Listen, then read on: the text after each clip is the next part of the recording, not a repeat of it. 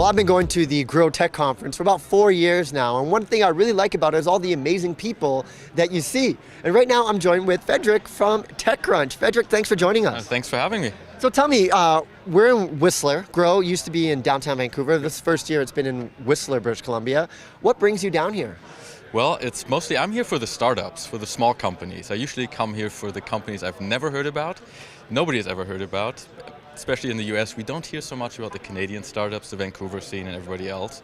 So for me, this is the opportunity to meet those. I absolutely love that fact that, like you mentioned, there's a lot of startups happening in like the Bay Area, and people are familiar with that, but there's a huge culture, tech culture going on in Vancouver that people aren't really familiar about, and I love when folks like yourself come down to see it. What are you finding exciting right now that you've seen so far? Well, there's a lot of good stuff here. I don't want to play favorites too much, but I like the guys from Mojio, for example. Vancouver company doing connected car things, just about to launch to the public. That's a really exciting company. And otherwise, it's just the small ones, the ones I haven't seen, the little wearables companies that nobody's ever heard about.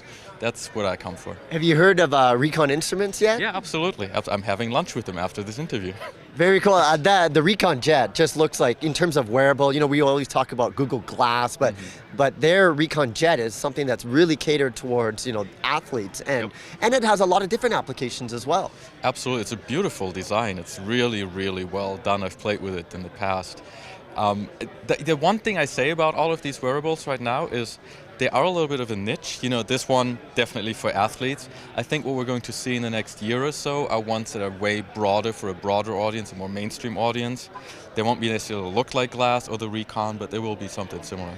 I totally agree, and it is kind of like a geeky thing to have, like a wearable tech. I'm wearing one right now as we speak. You got yourself. The LG watch here. Oh, hey, I just saw that the other day. That's what are you thinking about that? It's Android Wear. It's one of the first ones out there, and it's surprisingly useful. I really didn't. I did not wear a watch for about 15 years before I got this a few weeks ago. And a lot of people have said that. I don't want a watch. I haven't worn it ever since I got a smartphone. But it's a great opportunity as well for people to bring the watch back, bring the sexy back to watches with Android Wear, like you're mentioning. Absolutely, and you can write applications for it, right? So there's a lot of opportunity for startups there to do that, and this is so much less obtrusive than a Google Glass right in your face.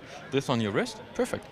Okay, so let's talk about like the entire tech industry. What are other than wearables, what other trends are you really excited about?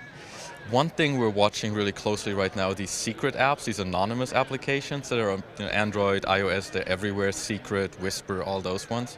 That's one area we're watching really closely. The other one that I really focus on is cloud computing still. There's still so much happening there, it's moving so fast. That's for me one of the interesting topics right now.